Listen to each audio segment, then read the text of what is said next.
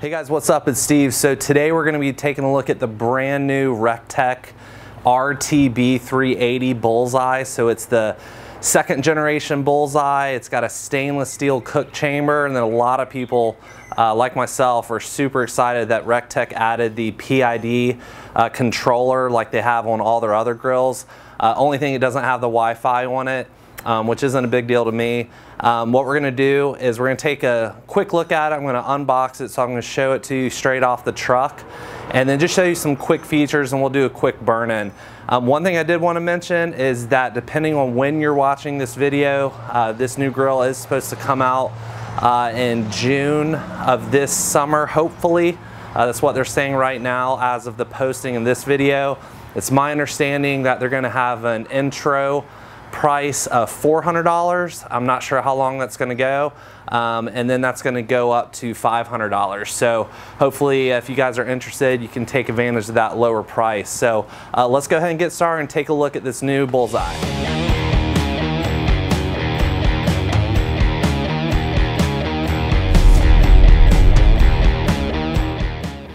All right, so here it is in the box, straight off of the truck. I'm going to go ahead and take everything out and give you a look at what it's going to take to get this assembled. All right, so here we go. This is a nice little shot of everything laid out that was inside the box. Wanted to let you guys see what you're going to be working with. So in the back there, you've got the bottom of the grill that's already attached to the hopper and the Smart Grill technology controller on the bottom there. Got the top of the grill, and then over on the right, you've got your heat deflector and your grate, and then your little storage rack that's going to attach to the legs, and then over on the left you've got your legs and the handle for the top of the grill. So I'm going to go ahead and get to work and get this put together, and then we'll pick back up and start taking a look at some of the features. And I almost forgot to show you guys, this is the wheels, and actually the handle is in here as well as the hardware. They just kind of stuff all that stuff inside the hopper. All right, so here it is all put together. See how gorgeous this new Bullseye is with a stainless steel cook chamber there. So it took my wife and I about 45 minutes. If you're super handy and have somebody helping you out, you could probably get it done in about 30 minutes. So we're going to go ahead and take a quick look at the features. I'll zoom in and show you the new PID controller. All right, so this is a 22-inch lid on our Bullseye here, and we'll go ahead and take a look inside. You've got 380 square inches of cooking space here. This is going to be your porcelain coated cooking grate. Then you've got the heat deflector right below it, and then your fire pot, which is directly below the heat deflector. And you've got your pit probe right here, which is feeding your PID controller. And I do want to show this as well. As with the previous model, you've got your ceramic ignition rod there. All right, we've got the 20-pound hopper here with the stainless steel lid with a nice RecTech logo on the top there. I love that. And what I love about having 20 pounds on this guy is I do a ton of quicker type cooks during the work week, and with 20 pounds, I'm going to get a ton of cooks off of that. Probably only have to kind of fill that up about every 10 days or so. All right, for any of you guys that had the previous model, one of the things you'll notice is that they added more venting on the lid. So we've got a couple of vents over here to the left of the hinge, but then they wrap all the way over to here. So they definitely put in an effort to create some better airflow on this new model. All right, so one of the most exciting features that people have been waiting on with this new model is the addition of the PID Smart Grill technology controller here.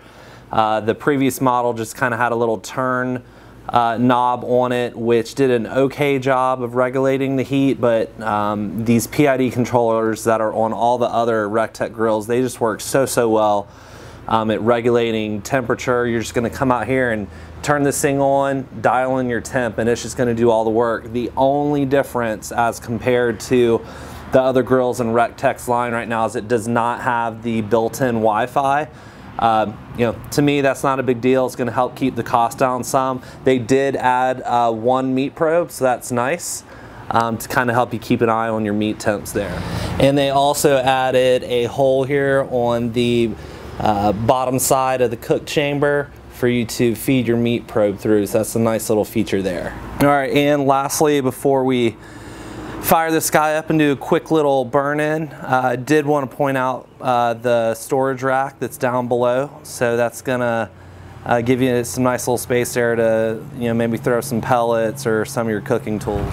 All right guys, so with all RecTech pellet grills, when you get one brand new like this and you're gonna do the first little burn session on it, you wanna go ahead and just prime the fire pot and dump a handful of pellets in there. Because once we turn this on, it's gonna take it a couple minutes, 2-3 minutes for the auger to push the pellets down in here. So that just helps our fire get started there. All right, then the only other thing is you want to turn your grill on first and look down in here before you have pellets in the hopper and make sure you can actually see your auger turning. It's just always a nice kind of check to do. I've already verified that it is. So we're just gonna go ahead and get some pellets in here.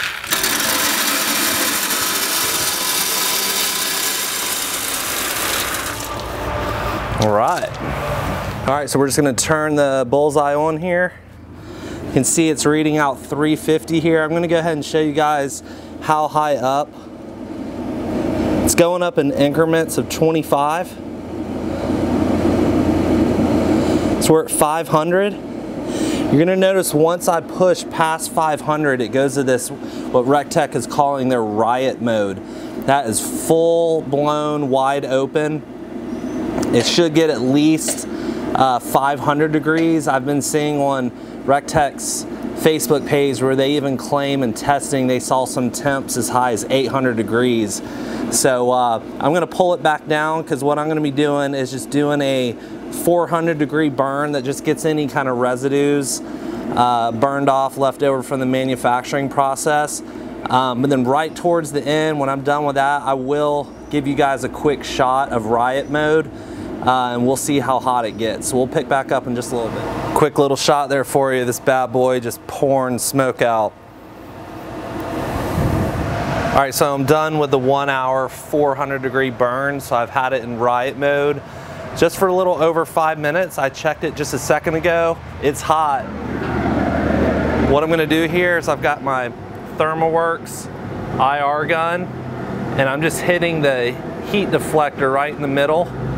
You can see it's right at 700 degrees. It's not gonna be that hot up at the grate. 650, I'm hitting the grate there. It's about 650. So that thing jumped up in 5 minutes, about 200 degrees. So you can see in riot mode, you're gonna have a high heat sear environment. All right, so thanks for checking out this video, guys. If you like what you saw, do me a favor and hit subscribe. I'm gonna be doing some more videos definitely on this new Bullseye. I'm gonna do some low and slow cooks, but then I'm gonna do some high temp cooks, probably some reverse seared steaks, things like that. So if you have any questions at all, just let me know in the comments. I'll do my best to answer those for you. Appreciate you guys watching. We'll see you again soon.